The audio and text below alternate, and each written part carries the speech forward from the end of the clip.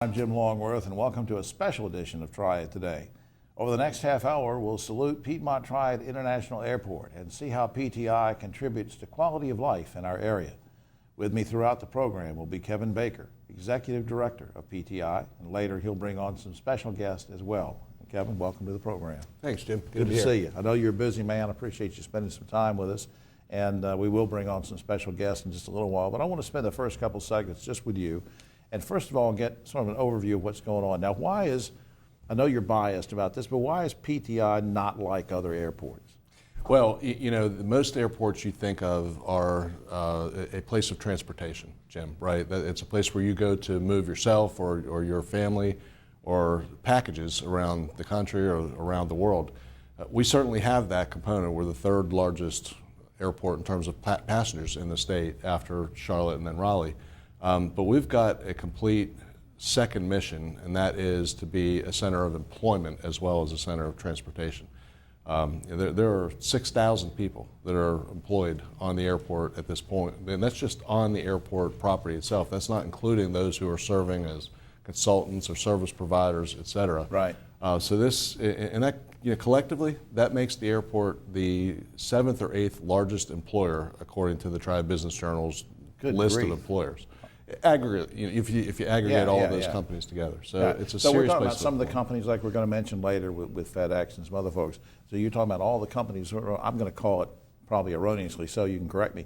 Sort of the PTI campus, the PTI complex. Yes. And so those companies are there, and you're getting that aggregate employee number from that. It is. We're talking about FedEx, Honda, HAECO, Cessna, Textron now, and then you've got smaller tenants on the airport. You know, our FBO. Signature Flight Services, Corey Flight Services. So there's a number of tenants around the airport that are employing all these folks, not to mention what the airlines are employing.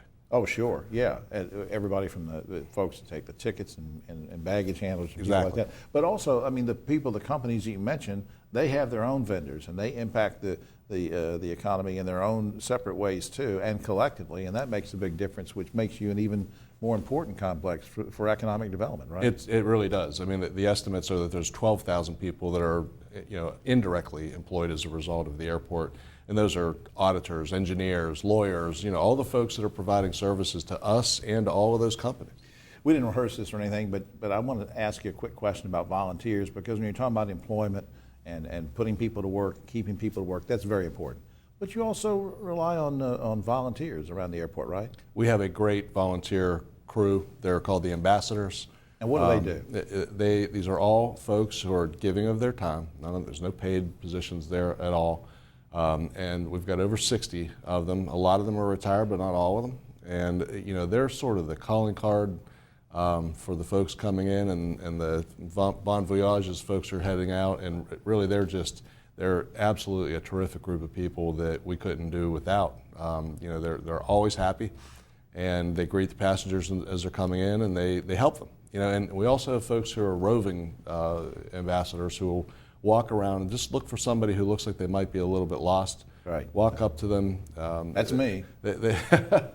I mean, they just go over the top to please people. They just have a great desire to make somebody happy. I just think that's great. I do too. The role that they play. Now, I can even, if I've never been to the airport, even if I have, and I want to, and I've heard you talk about the complex and everything, can I just walk in and take a tour, or should I call, or what? You can walk in, and well, yeah, at least on the non-secure side, you can walk around and stop and have some food if you want to.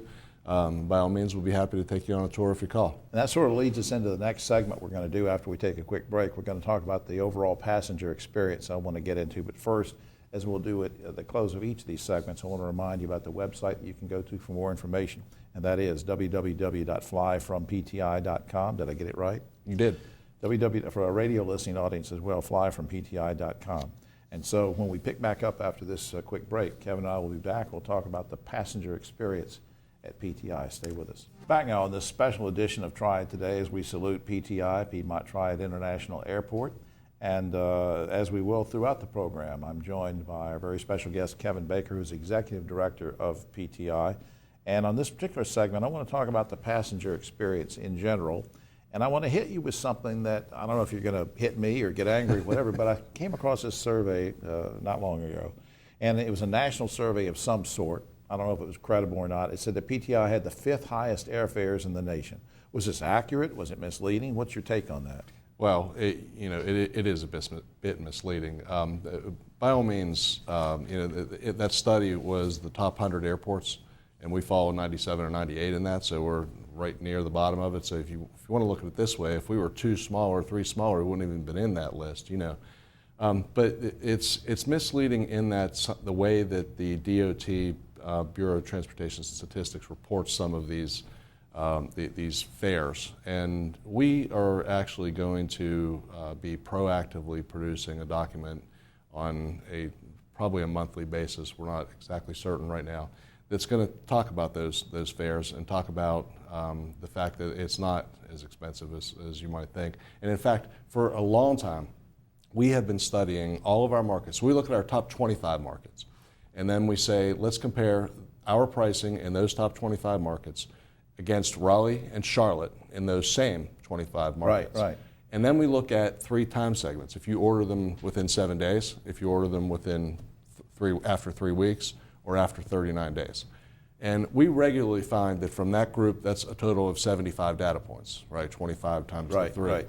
And we regularly find that we are the lowest in about 25% of those. So, what I would encourage folks to do, certainly you can find certain markets where we're going to have higher fares than those other cities. But go and check. Be sure that, don't assume that, right. That it's going to be more expensive. Well, you didn't ask me to do a commercial on this, but I'm going to do it anyway. We don't have commercials on this show, actually. We do put a little PTI thing in there. But let me just say this, and I'm serious about this. My wife and I always fly from PTI. People say to us, hey, you might save $9 if you go to Charlotte.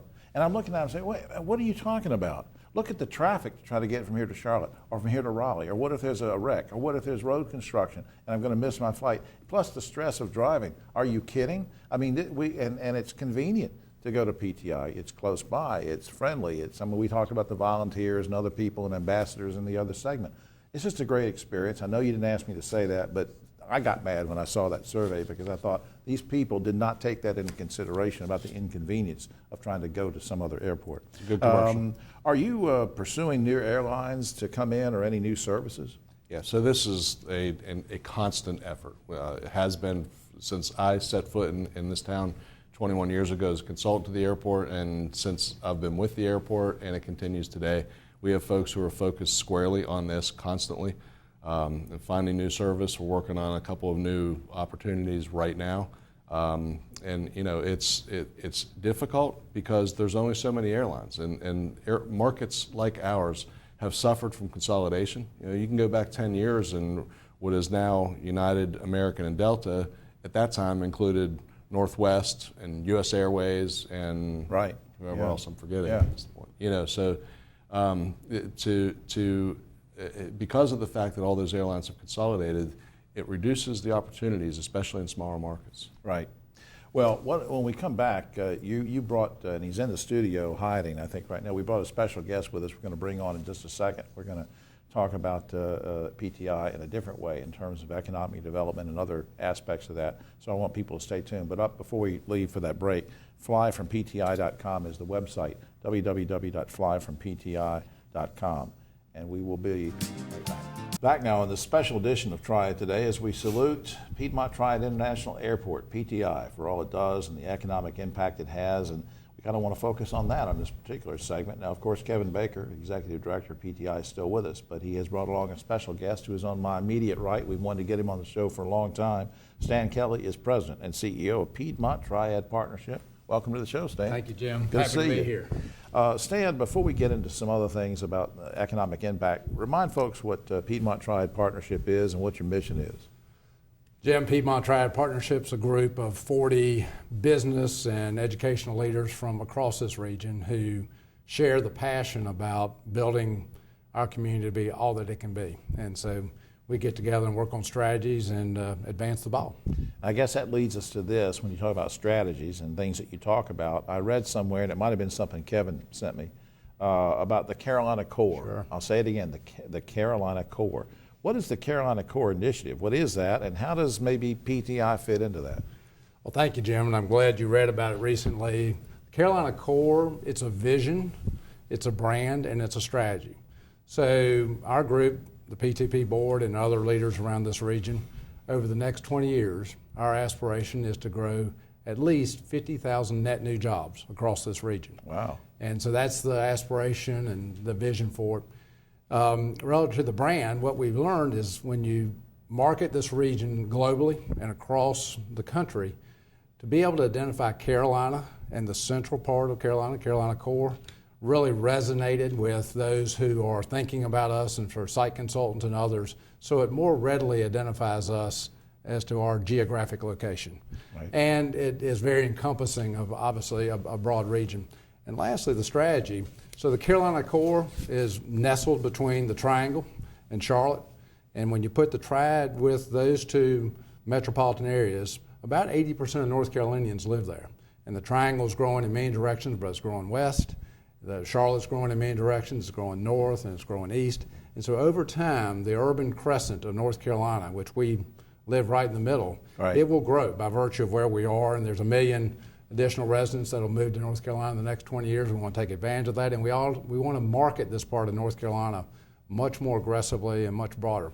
We've got infrastructure, we've got sites like our airport. Well, how much land, you mentioned that, how much, either of you can jump in on this, how much land is available around the airport area for development? I want to brag about your airport, so let me start. So there's 1,000 acres, and we can entertain opportunities of 20 acres, 200 acres, or 800 acres, or someone take it all. And so we can tailor it to the particular need. And we have a lot of momentum, and we have over 200 aerospace-related companies in our region. So we've got a cluster of aerospace, and you might add to that. Yeah, I think that the set of assets that this airport has is almost unmatched in the U.S. You know, whenever you've got runways, parallel runways, you've got airspace that's not overly crowded, you've got a roadway system around us that is incredible, and as Stan mentioned, we've got more than 1,000 acres of land available to grow, so it's a unique asset. You got so much going for you. I guess my final question would be to both of you, is there a challenge to recruiting businesses and companies? You have all these great assets, is there any challenge for you? Well, let me first of all say that over the last 8 years, we've grown 58,000 some odd jobs across this region. So we're winning, I call them singles, doubles, and triples. Yeah, right. Yeah, we're also looking for that transformational project. But we compete with many. I would say the gating factor for a company considering relocation here now is workforce, skilled labor. We compete very favorably, but it depends on the company and what their needs are. Right. And certainly in the aerospace business, it's somewhat situational. It's an industry that ebbs and flows from time to time. So we've had looks, and we're adding jobs in that sector, and we're getting more looks than ever. And I think the beauty of these jobs is that the average household income within about 40 miles of the airport is $45,000. That could be 2 earners, right? Right. The average income from an employee on the airport is between $60,000 and $65,000. Wow. So now you have 1 earner making almost 150% of average household income in the area. So the message is these are very good jobs and the kind of jobs that we want to have in the community. I want to thank Stan for doing this, and while he's here, let's put up on screen PiedmontTriadNC.com is the website to find out more about PTP, PiedmontTriadNC.com, and a reminder for information on PTI, fly from PTI.com. Stan, I appreciate you taking time for this. Thank you, Jim. My All right, pleasure. sir. Yes, sir. Kevin and I'll be back in just a second. Special edition of Triad Today as we salute PTI, Piedmont Triad International Airport. And there's a lot to salute, as you've seen already in the program. We're going to continue with that as we talk about the air cargo industry itself, which should be of interest because we have somebody who represents a company that we all know. Of course, Kevin Baker is still with us. He's Executive Director of PTI, but on my immediate right is a new special guest, Tom Maxwell, who's Managing Director of the Piedmont District for FedEx, and we welcome you to the program, Tom. Thank you, Jim. Good to see you. Thank you. Tom, let me start out with you, and why did FedEx select PTI for its Mid-Atlantic hub to begin with? Well, there were a number of factors that influenced our decision to make PTI our Mid-Atlantic hub. The region, as you've heard Kevin say, the infrastructure makes it very friendly for surface transportation. And so we have good access to the highways and the road system. The hub is also located close to a major aircraft maintenance facility, and we have ideal runway usage. So all that goes into, I mean, because I saw, it was an email from you, I think, at one point about logistics assets. So is that what you're getting at too, that there's just a great support? There is, and then there's also, as you know, there's additional land that's available as an option for expansion, and then the other economic benefits, a ready workforce, educational opportunities, and affordable housing. We've also been able to forge a very good relationship with the executive director, Kevin, and his team. They've been incredibly supportive of FedEx. Well, I don't care about you and Kevin. I've been using FedEx for about 50 years. Well, we appreciate that. It's a great product. See, I'm doing these commercials all through the program. Kevin, what does having FedEx here mean to our economy and to you and to PTI? Well, I think there's a number of things, Jim. I mean, number one, it caused the need for that parallel runway to be constructed, and without that, we wouldn't have the 1,000 acres of land with runway access. So there's the first thing that happened. But this company is employing 1,000 people in our community. Enough said right there, right? But also what they do and that logistics component is it's baked into the history of this community, logistics, and there's a lot of amazing logistics providers around.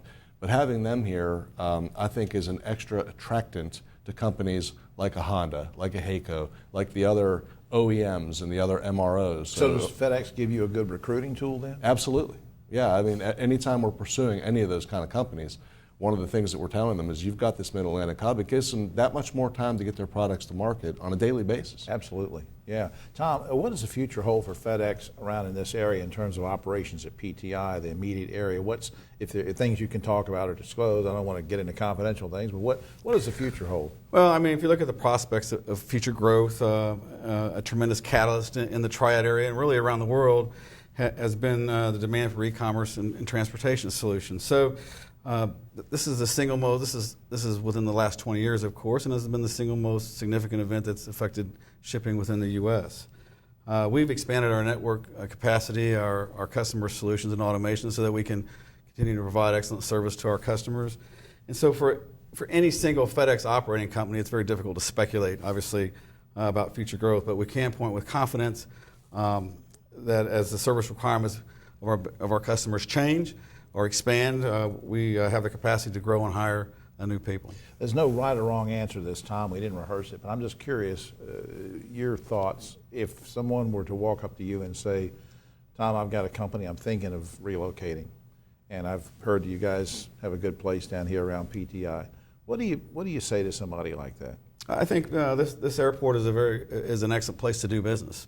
And certainly with FedEx here, we have the ability as a regional hub to hit most of the southeast U.S. and all the way up to Newark. So workforce development, I mean, you have a lot of talent here to draw from, and it's been very friendly to business. Kevin and his team have been fantastic. Yeah, well, I know Kevin wants to return the compliment, but they've been good neighbors too, right, Kevin? No question. I mean, it's just wonderful having them on the airport, and they've been willing to work with us through every issue that we've had.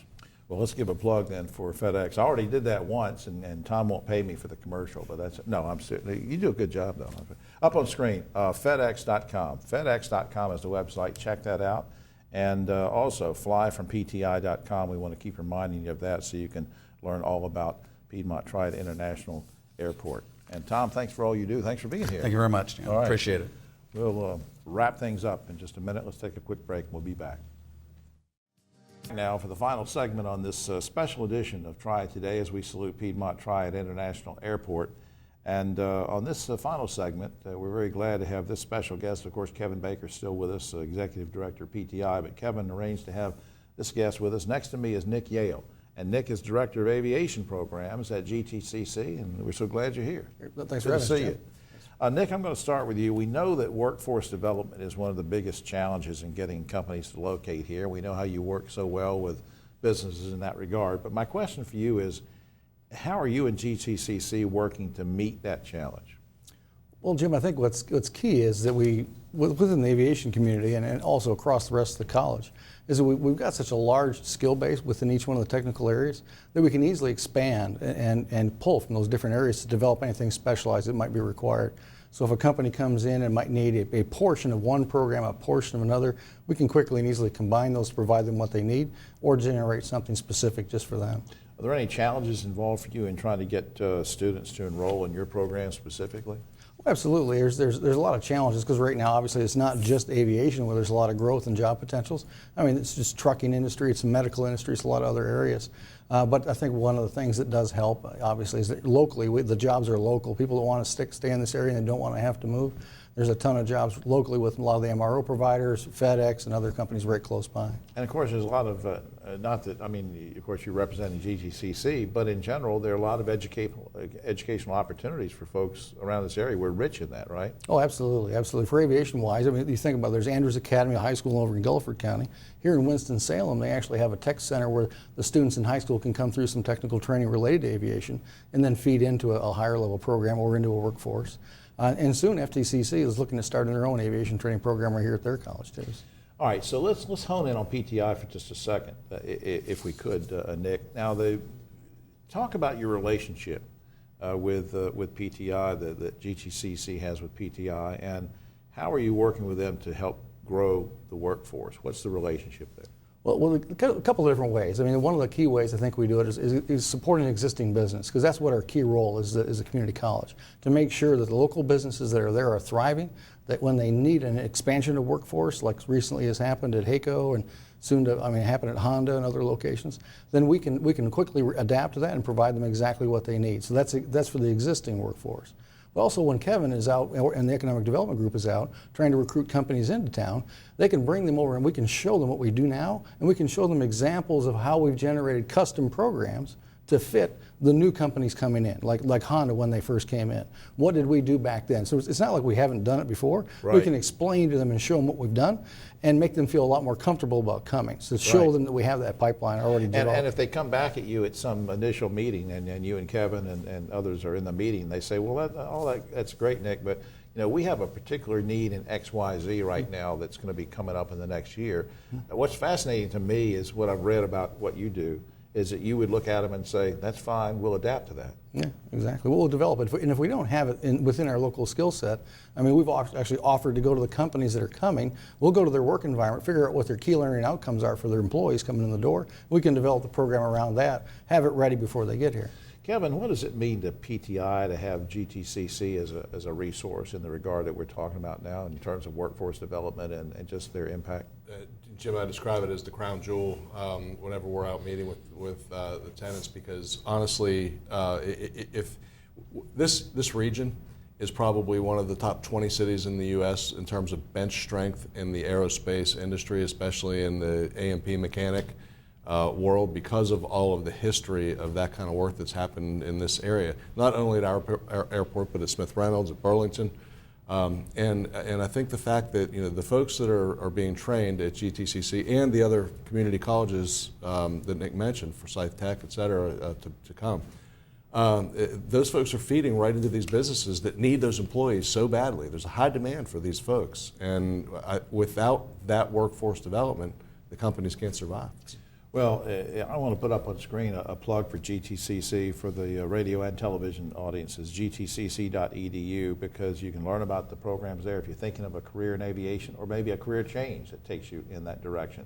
You want to read about this through the website. And once again, we want to put up fly from PTI.com. And guys, thanks for doing this. Thank you. Thank you, Jim. Well, that's all for this special edition of Triad Today. But as I said, if you want more information about PTI, please go to that website, flyfrompti.com. For all of us here at Triad Today, I'm Jim Longworth, and with another thanks to Kevin Baker for all his hard work and success at PTI. We'll see you next week.